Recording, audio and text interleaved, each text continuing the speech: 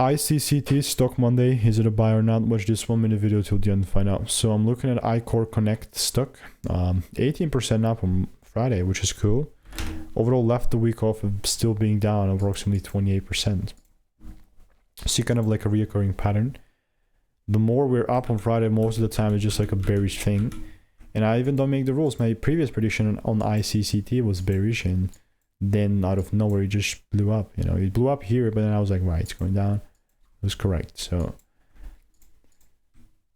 it's not like I'm moving into shorts. This is just the reality of it. This is just, yeah, it's still a bearish market. And other than that, man, like if you want to learn the strategy that I'm using for free, just click the first link in the description. All reviews are 5 stars. Obviously comments are open, but like there's really nothing else for me to add here other than if you ask me like when is going to be the time where you're going to really start to look for something bullish, the moment we start breaking above 70 cents ish. So see you in the next one.